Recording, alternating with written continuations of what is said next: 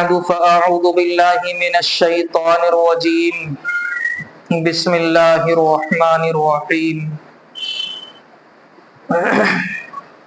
إن الحكم إلا لله صدق اللہ العظیم۔ ایک مرتبہ درود شریف پڑھ لیں۔ اللہم صلی علی سیدنا محمد وعلی آل سیدنا محمد وبارک وسلم۔ اللہم صلی علی سیدنا محمد وعلی آل سیدنا محمد وبارک وسلم۔ اللہم صلی علی سیدنا محمد وعلی آل سیدنا محمد وبارک وسلم۔ میرے عزیز بزرگوں، دوستوں اور نوجوان ساتھیوں، ہم یہاں جمع ہوئے ہیں اس نیت کے ساتھ کہ کچھ سننے اور سنانے کے لیے، اور نیت یہ بھی ساتھ میں ہے کہ جو کچھ سنا جائے یا سنایا جائے، سنانے والا بھی اور سننے والا بھی ان باتوں کو اپنی زندگی میں لا کر عمل کرنے کی نیت کرے کہ انشاءاللہ ان باتوں کو اپنی زندگی میں لے کر کے آئیں اور زندگیوں کو تبدیل کریں۔ لیکن افسوس اس بات پر بھی ہوتا ہے کہ ہم یہاں جمع ہوئے جس نیت کے ساتھ، وہ نیت بھی ہماری ادھوری رہ جاتی ہے، اور محض بیان سننے کو، اور یہاں تک بڑھ کر کے کہتے چلیں کہ ہم نے نماز پڑھنے کو بھی آج کے بزرگوں نے بھی، نوجوانوں نے بھی اور معصوم بچوں نے بھی ایک رسم و رواج کی طرح بنا لیا، اور اس نماز کے اندر سے اور اس بیان کے اندر سے اللہ کا حکم اور نبی کے طریقے کو نکال دیا۔ صرف سنتے ہیں کانوں کے مزے کے لیے، صرف سنتے ہیں چند منٹ اثر کرنے کے لیے، اور باہر نکل کر کے زندگیاں پھر وہی ہو جاتی ہیں جو پہلے تھی۔ اس لیے اللہ تبارک و تعالیٰ سے دعا گو ہے کہ اللہ تبارک و تعالیٰ ہم مسلمانوں کو صحیح عقل سلیم عطا فرما دے۔ آج کے نوجوان بھی سمجھتے ہیں کہ بھلا کس کی ہمت ہے جو ہماری آنکھوں میں آنکھیں ڈال کر بات کر سکے، بھلا کس کی جرأت ہو سکتی ہے جو ہم پر انگلی اٹھا سکے، یا کس کے اندر اتنی طاقت ہے جو ہمارا مقابلہ کر سکے۔ بھائی ہمارا جسم، ہمارا بدن، ہماری روح، ہماری مرضی، ہم جس طرح سے چاہیں زندگی گزارے۔ تم ہوتے کون ہو ہمیں سمجھانے والے؟ تم ہوتے کون ہو ہمارے اوپر انگلی اٹھانے والے؟ بھائی ہماری مرضی، ہم جس طرح چاہیں زندگی گزارے۔ یہ ہمارے مسلمانوں کی سوچ ہو چکی ہے، لیکن شاید یہ بات بھول گئے کہ کوئی رب ہے جس نے اس کو پیدا کیا، کوئی اللہ ہے جو اس جہان کا مالک ہے، کوئی ہے جو ہماری اس بیگانگی کو سمجھ بھی رہا ہے اور دیکھ بھی رہا ہے، اور اس کائنات کے اندر ہی نہیں بلکہ اس کائنات سے الگ دوسری کائنات میں بھی اسی رب کا حکم چلتا ہے۔ یہی میں نے خطبے میں آیت پڑھی، ان الحکم الا للہ، کہ ہر جگہ اللہ ہی کا حکم چلتا ہے، اللہ کے علاوہ کسی کا حکم نہیں چلتا، کسی کی مرضی نہیں چلتی۔ یہ بات مانتے ہیں نا کہ اللہ کے حکم کے علاوہ کسی کی مرضی نہیں چلتی۔ آج ہم جن حالات سے گزر رہے ہیں، اور حکومتیں اور دیگر تمام شعبے ہمارے حق میں جتنے بے رویہ اختیار کر رہے ہیں، کبھی مسلمانوں کے نام کو لے کر، کبھی مسلمانوں کے کام کو لے کر، کبھی مسلمانوں کی مساجد کو لے کر، کبھی مسلمانوں کے مدارس کو لے کر، کبھی ان کے کاروبار کو لے کر، یہ ساری کی ساری ہمارے اندر جو آ رہے ہیں عذاب در عذاب، یہ کیوں ہو رہا ہے اور اس کی وجہ کیا ہے اور اس کا علاج کیا ہے؟ تو میں نے فرمایا کہ ہم نے یہ سمجھ لیا کہ ہمارا کوئی کچھ بگاڑ نہیں سکتا، حالانکہ اللہ فرما رہا ان الحکم الا للہ، اس کائنات میں مرضی چلتی ہے، اس کائنات میں حکم چلتا ہے اللہ تبارک و تعالی کا۔ اور کیسا حکم چلتا ہے؟ وَمَا تَسْقُطُ مِن وَرَقَةٍ إِلَّا يَعْلَمُهَا، اس روئے زمین پر کوئی پتا ایسا نہیں جو زمین پر گرے اور میرے رب کو علم نہ ہو۔ وَمَا تَسْقُطُ مِن وَرَقَةٍ إِلَّا يَعْلَمُهَا وَلَا حَبَّةٍ فِي ظُلُمَاتِ الْأَرْضِ، اس زمین کی گہرائی اور اندھیرے میں کوئی دانہ ایسا نہیں جس کا علم میرے رب کو نہ ہو۔ وَلَا رَطْبٍ وَلَا يَابِسٍ، اس خشکی اور تری میں کوئی چیز ایسی نہیں جو میرے رب کے علم میں نہ ہو۔ إِلَّا فِي كِتَابٍ مُبِينٍ، میرے رب کا علم ایسا ہے کہ اگر کالی رات ہو، کالا پتھر ہو، کالی چیوٹی ہو، اور میرا رب اس کو بھی دیکھ رہا ہے اور اس کے چلنے کی آواز کو بھی سن رہا ہے اور اس کے چلنے کے قدم کے جو نشانات ہیں ان کو بھی میرا رب اس کالی رات میں دیکھ رہا ہے۔ تو میرے رب کا علم کیسا ہوگا؟ تو اسی سے اندازہ لگا لینا چاہیے، ان الحکم الا للہ، اس کائنات میں مرضی چلتی ہے میرے اور آپ کے رب کی۔ تو پھر کیوں نہ ہم اس رب کی عبادت کریں، اور پھر کیوں نہ ہم اس رب کو راضی کریں؟ اس لیے کہ ہم دنیا میں نہ تو اپنی مرضی سے آئے ہیں اور نہ ہی اپنی مرضی سے جائیں گے۔ تو عقل مندی کا تقاضا یہی ہے کہ درمیانی جو زندگی ہے وہ بھی اسی رب کی مرضی کے مطابق ہو جائے تو ہم کامیاب ہیں۔ اگر ایسا نہیں کرتے تو پھر ہم ناکام ہیں، ہم نامراد ہیں۔ حالات ہمارے نوجوان سمجھتے ہیں کہ بگڑتے جا رہے ہیں، اب یہ سنورنے والے نہیں، غم کا شکار ہو چکے، مایوس ہو چکے، کاروبار نہیں چل رہے، پریشان ہیں۔ آخر ہمارا ہوگا کیا؟ ہماری آنے والی نسلوں کا ہوگا کیا؟ تو اللہ تبارک و تعالیٰ نے اس دنیا کو بنایا ہے، اس کے نظام کو بھی چلانے کا وعدہ کیا ہے اور وہ چلا رہا ہے، جس حال میں بھی ہے چلا رہا ہے۔ لیکن مایوس ہونے کی ضرورت نہیں ہے۔ ان حکومتوں سے پہلے سپر پاور حکومتیں آئیں اور اللہ نے ان کا مقابلہ بھی کر کے دکھایا۔ قرآن کریم مما کا پارا اللہ فرماتا ہے وَثَمُودَ الَّذِينَ جَابُوا الصَّخْرَ بِالْوَادِ، کہ ایک ایسی قوم اس دنیا میں آئی کہ وہ اتنی طاقتور تھی کہ اپنے ہاتھوں کے ناخنوں سے پہاڑوں کو تراش دیا کرتی تھی اور اس میں رہنے کے مکان بنایا کرتی تھی، اور وہ اپنے آپ میں اپنے سینے پر ہاتھ مار کر بڑی تکبرانہ انداز میں کہا کرتی تھی قَالُوا مِنَّا أَشَدُّ قُوَّةً، قَالُوا أَشَدُّ مِنَّا قُوَّةً، کہ کون ہے جو ہمارا مقابلہ کرے، کون ہے جو ہم سے زیادہ طاقتور ہو؟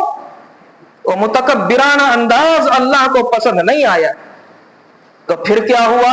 اللہ فرماتا ہے فَدَمَّرْنَاهُ تَدْمِيرًا، اللہ نے انہیں اٹھایا اوپر کی طرف اور پھر اوپر سے نیچے پٹخ دیا اور اس پوری کی پوری قوم کا خاتمہ کر دیا، اور یہ چیلنج کرنے والوں کو بتایا کہ تم سے طاقتور بھی ہے جس کی حکومت دنیا میں ہی نہیں دنیا کے بعد آخرت میں بھی چلنے والی ہے۔ ان الحکم الا للہ، حکومتیں چلتی ہیں اللہ کی، حکم چلتا ہے اللہ کا، میرا اور تمہارا نہیں، حکومتوں کا نہیں۔ بس شرط یہ ہے کہ ہم اپنے رب کو راضی کر لیں اور پھر اس نام کا مزہ چکھیں، پھر اس نام کو ہم دیکھیں۔ ہم نے تو اپنے اکابرین اور بزرگ علماء سے یہاں تک سنا ہے کہ اللہ کے نام کے اندر بھی وہ طاقت ہے جو کسی نام کے اندر نہیں ہو سکتی۔ چنانچہ واقعہ میں آپ کو بتاؤں، ایک مرتبہ جناب محمد الرسول اللہ صلی اللہ تعالی علیہ وسلم ایک درخت کے نیچے آرام فرما رہے تھے، آپ کے قریب تلوار رکھی ہوئی تھی، अचानक से एक मुशरिक आता, यहूदी आता और आकर के मौका पाता कि कोई साथी आपके साथ में नहीं है, तलवार को उठा करके सीधा खड़ा हो गया और कहने लगा, मोहम्मद यहाँ तेरी खिदमत के लिए, तेरी हिफाजत के लिए अबू बकर, उमर, उस्मान वाली नहीं, दीगर सहाबाए किराम मौजूद नहीं, और मोहम्मद आज बता तुझे कौन बचाएगा। तो वाकया तो सुना ही होगा, अल्लाह के महबूब सल्लल्लाहु अलैहि वसल्लम ने एकदम एक अल्फाज कहा, अल्लाह। यही कहा था, सिर्फ अल्लाह लफ्ज कहा। इस लफ्ज की बरकत और इस लफ्ज की वजह से काफिर के ऊपर लर्जा तारी हो गया, कांपने लगा, हाथ से तलवार छूट करके नीचे गिर गई। और फिर मोहम्मद सल्लल्लाहु अलैहि वसल्लम ने तलवार उठाई और फरमाया कि बता तुझे कौन बचाएगा। तो जब अल्लाह के नाम में इतनी ताकत है कि काफिरों का लर्जा तारी हो जाए, अगर हम उसी महबूब के तरीके को अपनी जिंदगी में ले आए, उसी अल्लाह के हुक्म को अपनी जिंदगी में ले आए, तो फिर हम ये काम क्यों नहीं कर सकते। लेकिन शर्त है अपने जिस 6 फीट के जिस्म पर नबी करीम सल्लल्लाहु अलैहि वसल्लम की सुन्नतों को लेकर आए, आपके तरीके को लेकर आए, आपके अखलाक और आपकी मुआशरत को अपनाएं, फिर हम इस नाम की बरकत को देखें। और ये एक दो वाकया तारीख के अंदर नहीं है, मैंने कहा इनिल हुक्मु इल्ला लिल्लाह, इस दुनिया में भी और दीगर मरने के भी हुक्म चलता है अल्लाह तबारक व तआला का, उसके अलावा किसी का हुक्म नहीं चलने वाला। तो मेरे दोस्तों, इससे बढ़कर के मूसा अलैहिस्सलातु वस्सलाम का वाकया हमारे सामने मौजूद है।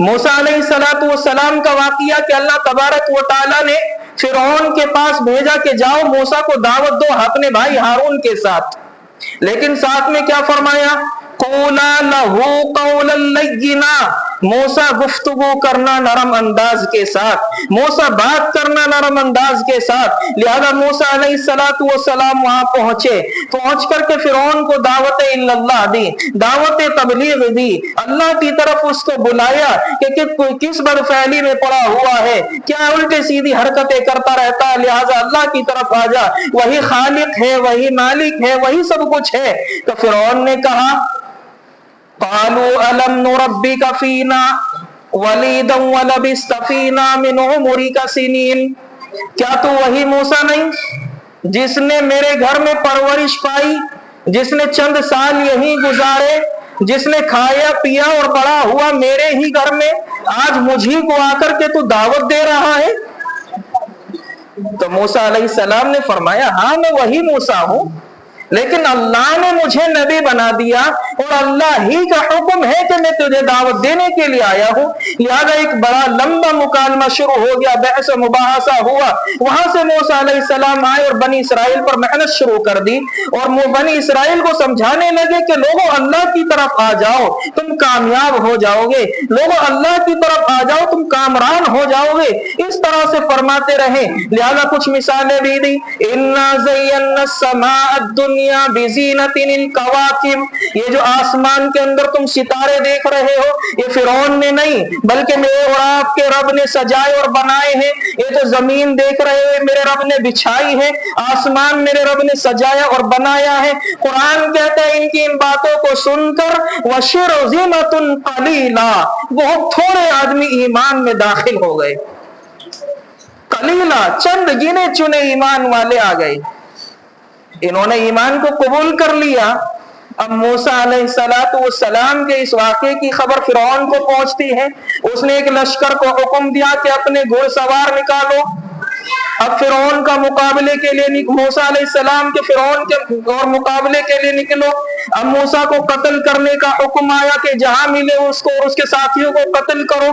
चुनांचे कुछ सहाबाए किराम मूसा अलैहिस्सलाम के, उनको खबर हुई, उन्होंने आकर के मूसा अलैहिस्सलाम को इत्तला दी।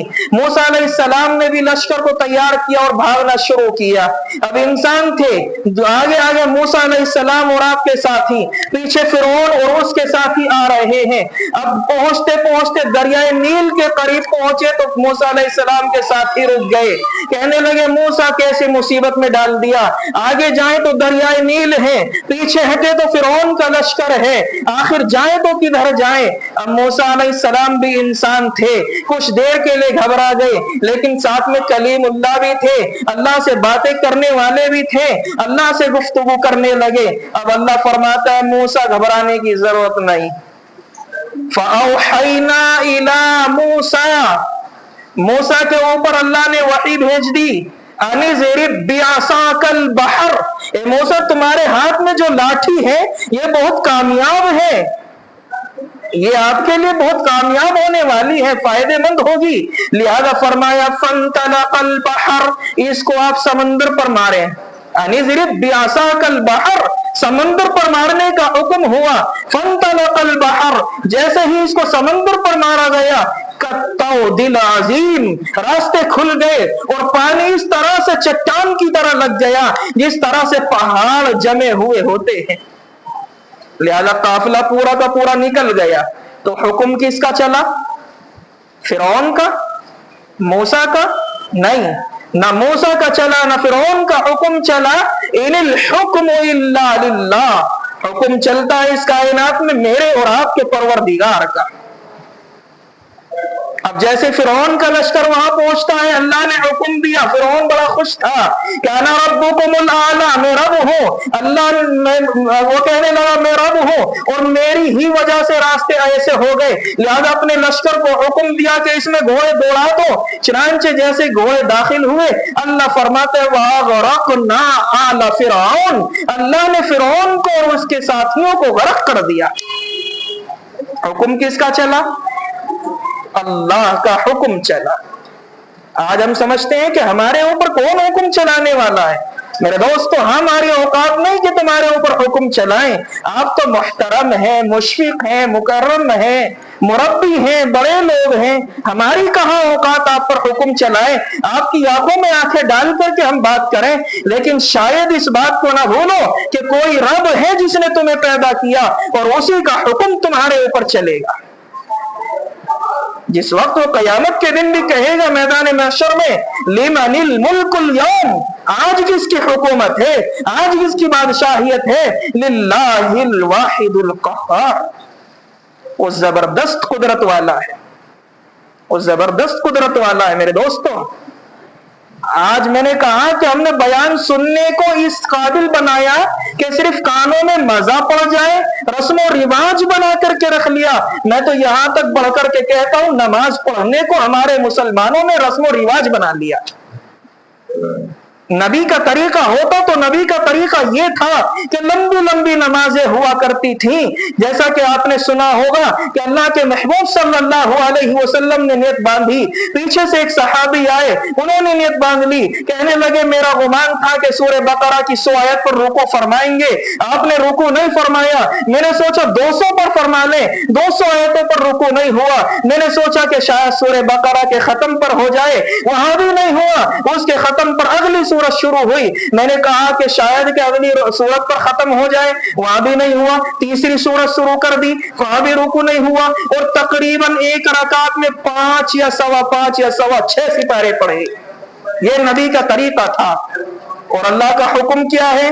وَرَتِّلِ الْقُرْآنَ تَرْتِيلًا، قرآن کو پڑھو بڑے ٹھہر ٹھہر کر ترتیل کے ساتھ۔ اور قیامت کے دن اللہ کیا کہے گا؟ اقرأ ورتقی ورتل، حافظ قرآن سے کہا جائے گا قرآن پڑھتا جا، جنت کی سیڑھیوں پر چڑھتا جا، اور فرمایا ایسا پڑھ جیسے دنیا میں پڑھتا تھا۔ یہ نہیں کہا جلدی جلدی پڑھ، کہا کہ ٹھہر ٹھہر کر پڑھ جیسا دنیا میں پڑھتا تھا۔ فَإِنَّ مَنْزِلِكَ آخِرِ آیَةٍ تَقْرَأُهَا، تیرا آخری مقام وہی ہوگا جہاں تیری آخری آیت ہوگی۔ لیکن افسوس اس بات پر ہے مسلمانوں کہ ہم نے اگر 12 سے 14 منٹ نماز میں ہو جائے ہماری ٹانگیں اکڑ جاتی ہیں، ٹانگیں ہماری دکھ جاتی ہیں۔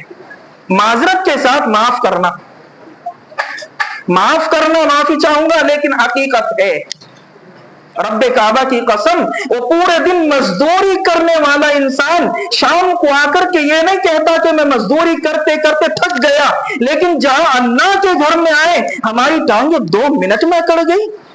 ये नबी का तरीका है, ये कुरान का हुक्म है, ये अल्लाह का हुक्म है। हो नहीं सकता, ये हो नहीं सकता। तो मुसलमानों, मैंने शुरू में ही कहा था कि हमने रस्म बनाया, नबी के तरीके को छोड़ा, अल्लाह के हुक्म को छोड़ा। तो सुनो, आओ तुम्हें एक वाकया बताता चलूं। हजरत सुफियान सौरी रहमतुल्लाहि अलैहि है और खलीफा उस वक्त में जाफर मंसूर है। अब हजरत सुफियान सौरी रहमतुल्लाहि अलैहि ने फतवा दिया जाफर मंसूर के खिलाफ। जाफर मंसूर को हुक्म इत्तला मिली कि वक्त के वलीउल्लाह ने, वक्त के उलमा ने मेरे खिलाफ फतवा जारी किया। अब जाफर मंसूर ने हुक्म दिया कि जाओ उसे गिरफ्तार करो, उसे कत्ल करने का हुक्म हो गया। अब ये बात सुफियान इब्ने उनैना रहमतुल्लाहि अलैहि को पता चली। ये सुफियान इब्ने उनैना हदीस के बहुत बड़े मुफस्सिर मुहद्दिस थे। अब दौड़ते हुए हजरत सुफियान सौरी की खिदमत में पहुंचते हैं। क्या देखते हैं कि बैतुल्लाह के अंदर आराम से सो रहे हैं। उठाया जाकर के, हजरत आप आराम से सो रहे हैं? कहा कि सुफियान इब्ने उनैना, हैरान किस बात पर हो? तुम्हारे चेहरे से घबराहट क्यों हो रही है? आखिर वजह क्या है? कहा कि हजरत आपने जो फतवा दिया है ना, उसने आपके खिलाफ लश्कर को भेजा है। फौरन उठे, वुजू किया, 2 रकात नमाज पढ़ी और नमाज पढ़ने के बाद अल्लाह से दुआ की और खाने काबा का गिलाफ पकड़ करके दुआ की कि अल्लाह, अगर सुफियान को, अगर ये जो जाफर मंसूर अगर आपके बैतुल्लाह के अंदर दाखिल हो गया तो अल्लाह मेरी और तेरी दोस्ती खत्म हो जाएगी। अल्लाह से कह रहे हैं, कितने बड़े आदमी होंगे जो अल्लाह से ऐसा जुमला कह दे कि अल्लाह मेरी और तेरी दोस्ती खत्म हो जाएगी। ये कोई करीब होने वाला बंदा ही कह सकता है, कोई आम आदमी नहीं कह सकता। जिस तरह से अल्लाह के महबूब सल्लल्लाहु अलैहि वसल्लम ने फरमाया था जंगे बदर के मौके पर कि अल्लाह, अगर ये 313 जिसे मैंने बड़ी मेहनत से तैयार किया है ना, आज ये खत्म हो गए तो दुनिया से तौहीद मिट जाएगी, तेरी इबादत करने वाला नहीं। कहा था जंगे बदर के मौके पर। तो इसी तरीके से कह रहे अल्लाह मेरी और तेरी दोस्ती खत्म हो जाएगी अगर जाफर मंसूर हरम मक्का में दाखिल हो गया। हरम मक्का में तो कुछ मिनट और कुछ लम्हात के बाद खबर मिलती है कि जाफर मंसूर अपने काफिले के साथ जमीन पर धंसा दिया गया। एक हदीस पढ़ूं, अगर बुरा न लगे, मन आदाली वलियन फकद आज़नतुहु बिल हर्ब। अल्लाह के महबूब सल्लल्लाहु अलैहि वसल्लम ने फरमाया कि जिस इंसान ने अल्लाह के वलियों की गीबतें की, चुगलियां की, बहतान बांधा, दिल में हसद रखा, किना रखी, बुग़्ज़ रखा, अदावतें की, नफरतें पैदा की, फक़द आज़नतुहु बिल हर्ब, वो तैयार रहे अल्लाह से मुकाबले के लिए। और इससे बढ़कर के एक बात कहूं, अगर इजाजत हो, इजाजत है,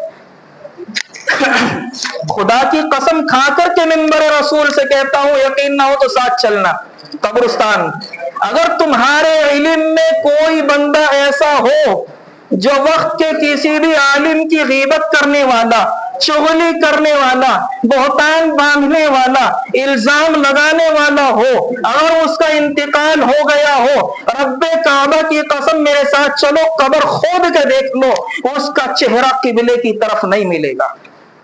दलील के साथ बात कर रहा हूं। आप समझते क्या हो? 2 मिनट ताखिर की वजह से टांगों में दर्द। अल्लाह हिफाजत फरमाए। रब्बे काबा की कसम खा करके कहता हूं, चेहरा किबले से फिरा हुआ मिलेगा, यकीन ना हो तो चलो। इसलिए मेरे अजीज दोस्तों, ये ना समझना, ज्यादा से ज्यादा मैंने शुरू में कहा कि आप बड़े लोग हैं, हम आपका कुछ नहीं बिगाड़ सकते। हम भी बड़े लोग नहीं तो छोटे लोग नहीं, आप हमारा कुछ नहीं बिगाड़ सकते। रिज़्क़ की जिम्मेदारी मेरे रब ने ली है। मुझे हक बोलते हुए अल्लाह की कसम, जिस दिन से मिंबर पर बैठा हूं, डर नहीं लगता। زیادہ سے زیادہ اتنا ہوگا کہ آپ لوگ امامت سے باہر کر دو گے، اس سے زیادہ کچھ نہیں ہوگا۔ اللہ کی قسم یہ علماء محراب میں نہیں آئیں گے تو کہیں ریڑھی لگائیں گے، کہیں بزنس کریں گے، کہیں کاروبار کریں گے، لیکن اللہ نے جو وعدہ کیا ہے پیٹ بھرنے کا وہ بھر لیں گے، لیکن آپ کی اور میری آخرت تباہ و برباد ہو جائے گی ان علماء کی غیبت کرتے کرتے۔ فقد آذنتہ بالحرب۔ ہم سمجھتے کیا ہے علماء کا مقام؟ العلماء ورثۃ الانبیاء، یہ علماء انبیاء کرام علیہ السلام کے وارث ہیں، اور آپ کا ان کے وارثین مال و دولت کے نہیں ہوتے، درہم اور دینار کے نہیں ہوتے، آپ کے وارثین ہوتے ہیں علم کے، آپ کے وارثین ہوتے ہیں علم کے۔ اس لیے میں نے شروع میں آیت پڑھی، ان الحکم الا للہ، یا حکم چلتا ہے اللہ کا، اپنی مرضی چلانے کی کوششیں نہ کریں۔ مسجدوں میں جمعے کے دن آئیں گے خالص اور سمجھتے ہیں کہ 2 رکعت پڑھ کر جنت کے ٹھیکیدار ہیں، تو غلط ہیں، گمراہ ہیں۔ آپ سمجھ رہے ہیں کہ ہم نے جمعے کی نماز پڑھ لی تو بس بہت ہو گیا؟ کیا آپ اس کو بھول گئے جس رب نے آپ کو پیدا کیا، ہر نعمت سے تمہیں نوازا، اور اس رب نے صرف تم سے چاہا بدلے میں عبادت؟ تم سے وہ بھی نہیں ہوتی، مجھ سے وہ بھی نہیں ہوتی، اس نے بھی جلدی میں جلدی بس کوے کی ٹھونگ ماری اور نکل جائے، اور کہتے ہیں کہ ہم نمازی ہیں، ہم نبی کے طریقے پر چلنے والے ہیں۔ اللہ کی قسم نبی کا طریقہ وہی ہے جو میں نے تھوڑی دیر پہلے بتایا۔ اللہ کا حکم یہی ہے جو میں نے ابھی بتایا، قرآن پڑھو ٹھہر ٹھہر کر، اور میرا خیال ہے 14 منٹ آج ہی ہوئی ہیں، ورنہ روزانہ 10 سے 12 منٹ ہوتی ہیں، اور وہ بھی اس وجہ سے ہوئی تھی کہ جمعے کے دن ہے، زیادہ لوگ آ چکے تھے، میں نے یہ گمان کیا کہ کچھ لمبی صورت ہو جائے تو شاید سنت پڑھنے والے نماز میں شامل ہو جائے۔ اس میں قیامت، مدرسے میں جا کر کے شکایتیں، وہاں یہاں نکلا تو یہاں شکایتیں، آج موڑ پر پہنچا تو وہاں شکایتیں، صرف 2 منٹ کی وجہ سے۔ اللہ اکبر کبیرہ، کیا معاملہ ہے؟ کیا یہی اللہ سے تعلق قائم کیا؟ کیا اسی لیے اللہ نے دنیا میں بھیجا؟ مسلمانوں گمراہی سے نکلو، اللہ کا حکم چلتا ہے اسی کو چلنے دو، ورنہ آخرت تباہ و برباد ہو جائے گی۔ بہرحال ہم سب کو چاہیے کہ دین کی باتیں جو صحیح ہے انہیں لے، اگرچہ کڑوی لا معلوم ہو۔ اگر یہ بات میری کڑوی لگ رہی ہوں گی بعض لوگوں کو، میں سب کو نہیں کہہ رہا، بعض لوگوں کو لگ رہی ہوں گی، لیکن معذرت کے ساتھ کہتا ہوں حق یہی ہے، سچ یہی ہے۔ اس لیے میرے دوستو نمازوں کی فکر کریں۔ تم یہ سمجھتے ہو ہماری مرضی ہمارا جسم، ہماری مرضی ہمارا جسم، جو چاہے ہم کریں، ہم پر کون ہے جو معمولی اٹھا دے؟ خدا کی قسم اگر اللہ کو جلال آ گیا نا، قوم سمود کا واقعہ تو بتایا، اس کے ساتھ میں 1-2 واقعات اور بتاؤں تو شاید کہ زمین پیروں سے کھسک جائے۔ اللہ کی قدرت کے ساتھ ٹکرانا مت، اللہ کی قدرت وہ قدرت ہے۔ اس سے بڑھ کر کے اللہ کے محبوب صلی اللہ علیہ وسلم نے فرمایا، کیا فرمایا؟ کہ 4-5 آدمی ہیں جن کا خاتمہ ایمان پر نہیں ہوتا، جن کا خاتمہ ایمان پر نہیں ہوتا، اور پوری بخاری میں ایک مفصل بہت لمبی حدیث ہے، اور اس پر شاید میرا پورا بیان آ چکا ہے، اور یوٹیوب پر بھی ہے، اور یہاں بھی میں نے یہ بیان دیا ہے کہ کچھ آدمیوں کا جنازہ جب اٹھتا ہے، سانس حلق سے نکلتی ہے، تو اگرچہ وہ تہجد گزار ہو، اگرچہ وہ نوافل پڑھنے والا ہو، اگرچہ اس نے اپنی زندگی میں 1000 سے زائد حج کیے ہو، وہ ایمان پر دنیا سے نہیں جائے گا۔ اس میں سے ایک ہے اللہ کے نام کی توہین کرنے والا، اذان ہوتی رہے باہر گھومتے رہو پھرتے رہو، یہ اللہ کے نام کی توہین نہیں تو کیا ہے؟ ایک نام ہے علماء کی بد زبانی، علماء سے غیبت کرنے والا، آج کے زمانے میں جو میں سمجھتا ہوں بالکل عام ہو چکا ہے۔ ان میں سے ایک انسان وہ ہے جس نے اللہ کے محبوب صلی اللہ علیہ وسلم کی نافرمانیاں کی، آپ کی سنت کو بالائے طاق رکھ دیا، یہ 4-5 آدمی، ان میں سے ایک وہ ہے جس نے اپنے والدین کو زندگی میں ستایا اور والدین سے کہ دل کو دکھا کر کے ان کی بد دعائیں لی۔ رب کعبہ کی قسم، حدیث بخاری کی کہتی ہے وہ ایمان پر نہیں جائے گا، وہ بحالت کفر دنیا سے جائے گا، یہ حدیث ہے۔ اور واقعہ آپ نے سنا ہوگا، حضرت علقمہ والدہ کے نافرمان سے ہو گئے تھے، تھوڑے سے آخری وقت میں سانس اٹک گیا تھا، آپ نے واقعہ سنا ہوگا، اس کی طرف نہیں جاتا۔